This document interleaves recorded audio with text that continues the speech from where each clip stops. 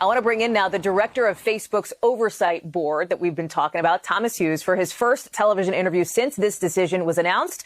Mr. Hughes, I think we have you. Good morning. Thank you for being with us. Good morning, Ali. Pleasure to join you. So let's start here. How is this decision by the oversight board not anything more than simply a 6-month punt, if you will? I mean, the decision is very clear insofar as, the board has found that the suspension of former President Trump was necessary to keep people safe, that the actions of the former president encouraged and legitimized violence and constituted what the board has termed a severe violation of the Facebook rules. The board has also said, obviously, that an indefinite suspension, is contrary to what should be clear and consistent and transparent rules, and that having an arbitrary penalty like that actually impedes and potentially affects freedom of expression rights for users around the world. So within 6 months, and that I stress the fact that it's within 6 months rather than up to 6 months, but within 6 months, obviously Facebook needs to re-examine that indefinite suspension, and it needs to come back and impose a new penalty that is consistent with its own rules. At the same time, I think the board is, very clear that this decision really safeguards freedom of expression. It rejects Facebook's vague and arbitrary rules, which could potentially have this chilling effect on freedom of expression. Facebook must make its rules, on things like account suspensions and deletions, which are obviously extremely important for free expression issues. They must make those rules consistent and transparent. At the same time, the board is also recognizing the importance of the protection of people's right to hear political speech, and also that where political leaders or influential users pose harm in that speech, where there is the risk of incitement of violence or discrimination or lawless action, Facebook has to act. You're making it very clear in this response, and the board made it very clear in the decision that came down just this morning, that Facebook is seeking to avoid its responsibilities. That's the line from the decision. Do you believe that Facebook mishandled this initial ban? By using an arbitrary penalty, Facebook did not apply or did not handle the case in a manner that was transparent or consistent or predictable for the user. So in that sense, yes, the board is clearly saying to Facebook, you need to go back, you need to look at this case again, and you need to be clear and apply a penalty that exists within those that you have as your stated penalties.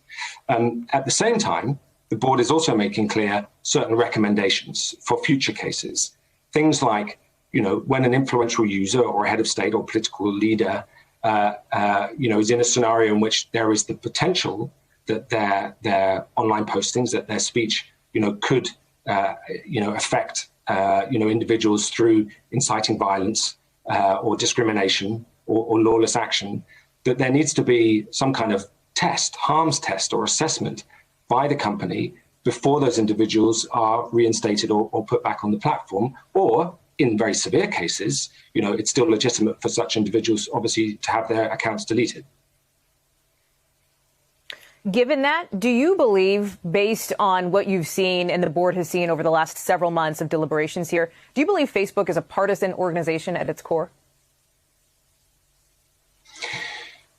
I think by applying the rules that the board has suggested, by taking on board the recommendations, by making sure that it is functioning in a transparent manner, that it is clear that users find the enforcement actions that they may face predictable and understandable, I think that would greatly help in shedding light on whether these decisions are partisan.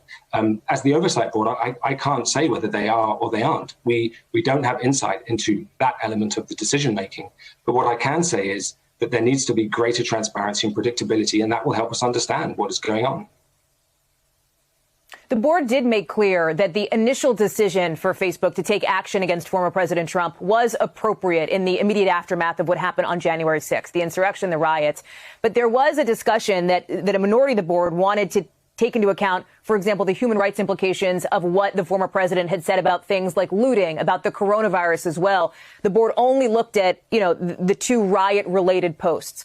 Why did the board restrict itself to just that? So the board looked at, in all cases, and including this case, actually looks at the wider context. So they did take into consideration some past actions and past posts.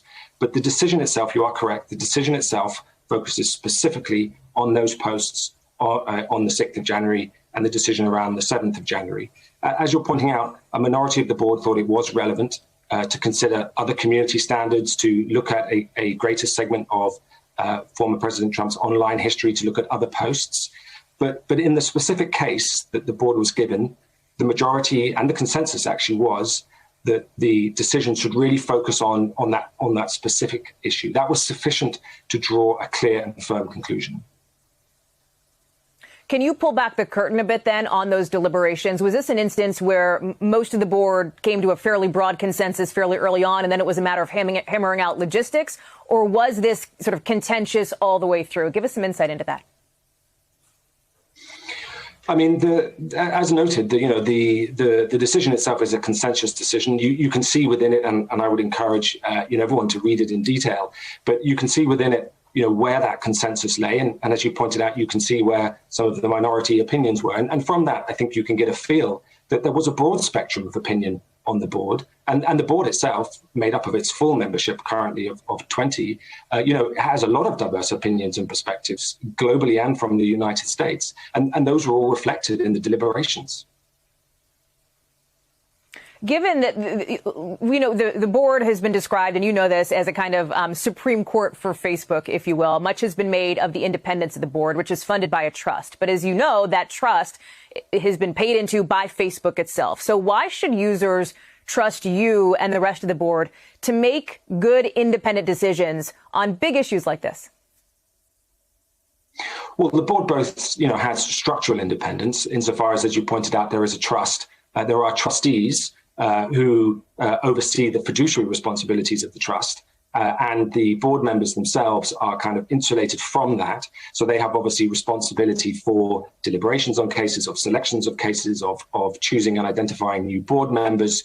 And that is obviously funded through the trust that has been created.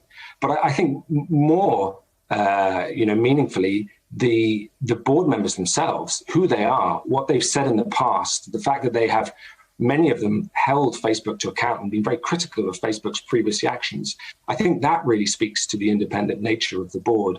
And if you look at the decisions that have been taken so far, this one included, but if you look at the other decisions, I think you can see a very strong and sort of robust response that the board is giving to Facebook about things that it needs to improve across the board. And there's a consistency and a trend in many of those decisions, looking at issues around transparency and looking at issues around, the rules and how they are applied.